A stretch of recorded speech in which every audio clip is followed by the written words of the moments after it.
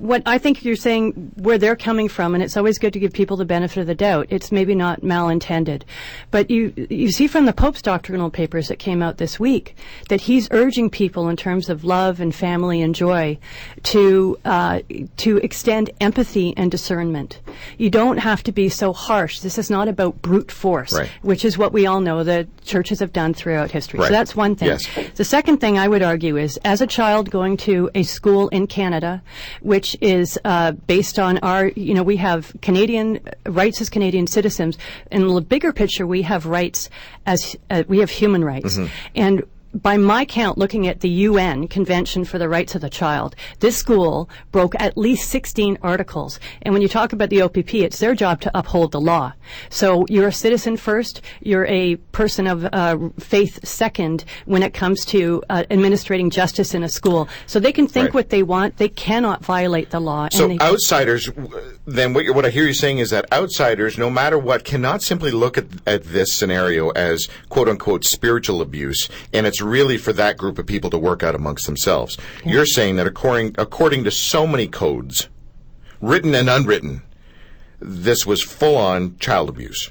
Yes. Full-on. If I could interrupt. Yes, please, Andrew. It was totally, and it's been reported to the police. For example, on national television, one of Daniel Ortolani's victims mentioned that he was punched in the genitals and urinated on. Okay? Now, I don't care how you interpret those scriptures. I get it. Yep. There's nothing in those scriptures that would justify that treatment of children. They took a religion of love, which is my experience of growing up Anglican, and they inverted it into a cult of hate. And I have asked the police to arrest this person.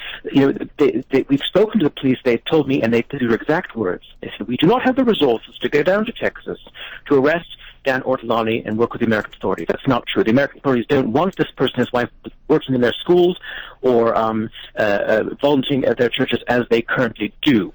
Like I said, their justice needs to take place. I know that Dan Ortolani was abused as a child, and I forgive him, but that does not forego the justice. Okay, why hasn't it happened then? Heather, why has it not happened yet? I mean, it has happened in some ways because the school has shut down, and the reason it shut down is because this whole thing caught up with them. People were not registering their kids there for a reason, I would imagine. Thanks to the internet. It was exposed on the internet. Thanks to the internet. Yeah. But why is no one behind bars? Well, for instance, in my case, it's a case of historical abuse. So show me the proof. Do you have bruises? Do you have any evidence that this happened? Are there any witnesses? When I told my father about this, he did believe me. I didn't tell him about the physical abuse. That happened towards the end, and it was one incident for me. And I said, if you ever touch me again, I will call the police. But they close ranks. They have separated you from the outside world. Yeah. They do not take the doctors there. They were part of the cult. So your medical care, and I can give you another example. I was forced to do work jobs in the period I wasn't allowed to go to class. So my dad paid tens of thousands of dollars to get me a good education.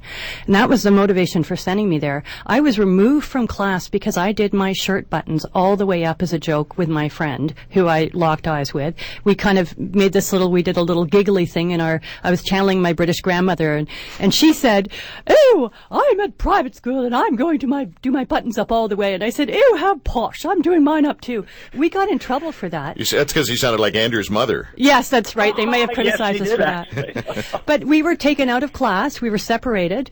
She was given the freezer treatment. I was told to wash pots and pans, which I don't care. That's fine. I wore this as it was my scarlet letter, my Hester Prynne moment. If they wouldn't allow me to wear the uniform. And I thought, okay, well, washing pots and pans is no big hairy deal. Bring it on. I can do it all year if you want. However, the chemicals I had to use, the powders and the fluid, triggered an asthmatic reaction, and I couldn't breathe. My lungs were constricting.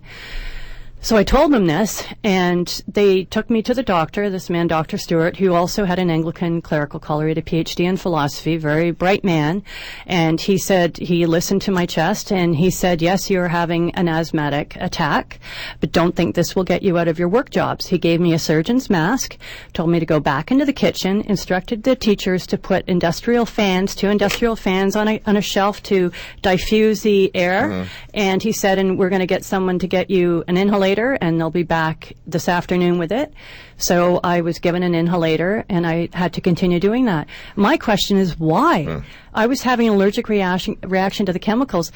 Put me on another work duty. Why would they do that to a child? Well, this was back in the suck it up princess days. And this is also, again, having gone to boarding school myself and having tried to get away with as much as I could. Yeah. I understand a little bit. I'm not justifying. Please hear me. Please hear me. I'm not justifying any of this. But I get their mentality of, you're just trying to get out of it. You're just trying to get out of it. I mean, anybody who's raised a teenager understands that mentality. Oh, and that's part of the discipline of going to boarding school. Exactly. There's nothing wrong with that. And in fact, I was talking to a friend of mine who went to a Jesuit school, and he has fascinating stories of how when it snowed profusely, the fathers would say, or the brothers would say, okay, so the first 6 people to get out of line are going to be shoveling all day. And so to me, that is a predictor. So if you want to be sassy, you're going to go out and shovel. Sure. And you were taught to question. At this place, you didn't know if it was because you had your shoelaces undone you were going to get. So the boundaries were unclear. They were unclear, unpredictable. And I was taken out of school for 5 weeks to clean because I had done my shirt buttons all the way You were up. right out of school? I wasn't allowed to classes. go to class. No. Oh, I thought this was after. No. It's against the law to take kids out of their classes for 5 weeks. Yeah. Yeah. So this is the difference. I don't mind doing work jobs. No, hold on, Andrew. I just got to say something here. First of all, a couple things. First of all, my brain is exploding on this information. And secondly, we just need to take a commercial break. But we will be right back. And we're going to go a little longer with you. And we're going to need to phone our next guest and ask them to be patient and wait as well, please, Megs. Ladies and gentlemen, you are listening to the Drew Marshal Show. We are streaming live at drewmarshal.ca.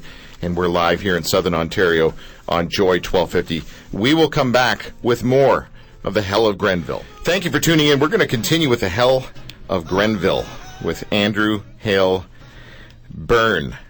and Heather Bakken here in studio. Andrew, sorry we had to cut you off there, but that's how we pay the bills. Are you still with us? Yes, indeed. And what I wanted to say when we cut off was the fact that I agree with everything that Heather's saying. And they took something and they took these Christian activities and they made them absurd. For example, one of my classmates told the staff, "I need a new toothbrush." And all of a sudden they jump all over her because at Grenville you were in trouble for everything and nothing. She said, "I need a new toothbrush. Can I go to the town and get a new toothbrush?" And they said, "Have you asked God if this is in his will? Have you prayed hard enough about this?" Now this is really stupid, okay? And it was, like I said, there was nothing I could do that was right if they decided they were going to come down on me, and that was the case. And I think with the staff, I remember I used to look around the room when they were that was my first semester. I used to look at people like Julia Case because she actually did have a degree and she was a qualified social worker from Montreal. And I looked at her because she was senior at staff, and as they were ripping apart Jeff Klein in front of the entire school and just destroying him, I looked at these people. And then the penny kind of dropped a little bit when I asked one of the staff members, I said, "What are you doing for your Christmas holiday?" And she said, "Oh, I'm going to be scrubbing toilets all holiday long." And I said, "What?" She goes, "Yes, I'm on discipline. I'm out of the will of God." And I said, "Oh, can't you go visit your family?" And she'd say, "Only if I have permission and only if they pay." And she did it in a very monotone voice. And it just sounded very strange. And looking back on it, I could see how, as Joan Child said in the interview on W5, if the senior people at the school said to do something, they blindly did it. Yeah, yeah. Even to the point where after being there for 2 years, in my final semester, Gordon Mintz confronted me in the middle of the night and demanded that I disrobe, and there was a visual examination of my genitals with a flashlight. And it never occurred to me at that point, having been there for 2 years, to say no. If I had said no, I would have been put on discipline immediately and suffered, light sessions and harsh disciplines and, sleep deprivation, etc. And I remember, years later, when Grenville was exposed, I told my mother about this, and she said, "Why did you just not say no? Why would you let someone do this to you?" And we were kids. Mm-hmm. We were absolutely well, and we certainly, we hear that theme time and time again in issues of abuse with children, with women, indeed some men, when the power scheme is. I mean, that's what we're talking about, isn't it? I just want to reiterate a couple things here. First of all, Andrew Hale-Byrne is on the phone with us. He is the author of Grenville. Andrew, of course, tells the bizarre story of how an elitist cult on Cape Cod, founded by two self-proclaimed holy women, managed to infiltrate and take over a preppy Anglican boarding school in Ontario, Canada, with an international student body. And, of course, we're talking about Grenville Christian College, which I almost went to. I just want to ask you both this. Reverend Charles R. Farnsworth passed away peacefully at the Kingston General Hospital on Sunday, March 18th, 2015. Charles Redden Farnsworth, retired headmaster and priest of Grenville Christian College at the age of 83 years, beloved husband of Elizabeth Betty Farnsworth, and dear father of Charles Chuck Farnsworth and his wife Cheryl, Dawn, and his wife Sue, William, and Robert, sadly missed by his grandchildren Christina, Gregory, Mark, Brian, Julia, and Liam. You know, this goes on and on. It's an obit. Which is, of course, yet another explicated version, because by that point he'd been totally publicly exposed in the press. He'd been put on discipline by the Anglican Church. Indeed, the Archbishop of Canada, Fred Hiltz, the primate, wrote to me and said that Charles Farnsworth was denied any right to practice ordained ministry. So like I said, he was actually put on some minor discipline before he died, and he was held up to public ridicule. So I wouldn't entirely agree with sure. The family. But my question in this scenario is this: had you been sitting at the service, what would you have thought? What would you have felt, Heather? What would have been going through your mind? How do we process things like forgiveness or grace or I don't know. What else? What else is there? What would you, if you were sitting at that funeral for this man, what would be going through your soul? Well, one of the things that you have to ask yourself, is this a result of having had that experience? I've learned to detach myself from situations. And I don't hate these people because that takes up too much energy. Are you sure? Yeah, absolutely. The hypocrisy is unbelievable. I think what you do is you expose what people have done and their methodology to try and prevent it from happening again. I look at his family with pity. They are uneducated, unenlightened, punitive, horrible people, and everybody loves a breadwinner, and their father and their grandfather was a breadwinner and put food on their plates. And if they want to forgive and forget, that's fine. Again, at the risk of sounding a little melodramatic, Andrew, just plug your ears for a second. I'm going to get North American on you. You leave the studio today, Heather. Mm-hmm. You turn the corner, go to the parking lot. Yeah. And there's, is it Julia? Is that her name? I've forgotten the lady's name who is going to be ordained. What's her? Julia Case. Yes, yeah. Yes. There she is. Yeah. What do you say to her? I have no personal animosity. I would say that I wouldn't say anything to her. I would say it to the person who is ordaining her. Please don't do this. Please don't put her in a position of power, because she can be abusive, or at the very best, watch abuse happen. And children are vulnerable. My whole thing here is about protecting children. As adults, we have choices. They all had a choice there. And as I asked the previous guest, which hurts more, the abuse or the cover-up? It's always the cover-up. It is, isn't it? Cover-up, yeah. Absolutely the cover-up. It's taken over 30 years. Be validated. So, sorry, say again, Andrew?